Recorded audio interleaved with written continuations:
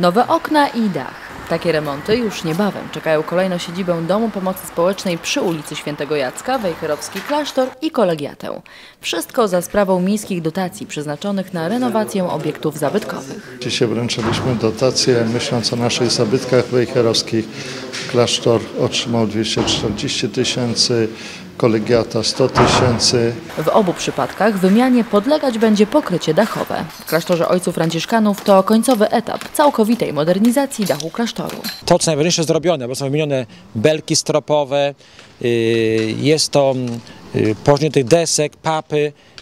To, co było najgorsze, jest zrobione. A teraz tylko taka pielęgnacyjna i taka też do wyglądu, do całości, że będzie dachówka, tak jak jest na części szkolnej. Już niebawem klasztorny dach zmieni swoje oblicze, stając się jego ozdobą. Firma, która wygrała przetarg, ma postawić kominy wentylacyjne, okna pałaciowe i dachówkę na całym klasztorze, na tym zabytku, który tutaj jest w Wejherowie.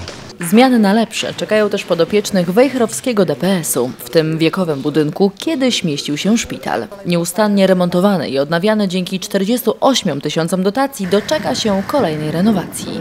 Podlega to wymianie okien, które dzisiaj są tam w tragicznym stanie, a z uwagi na wymogi konserwatorskie muszą być odpowiednio zachowane takie jak wcześniej.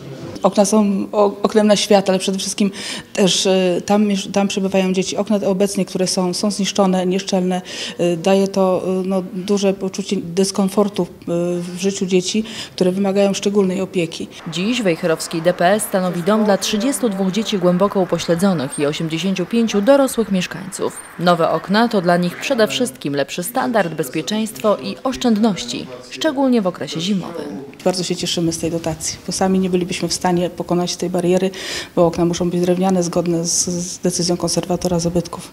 Wszystkie prace remontowe będą zrealizowane wraz z końcem września.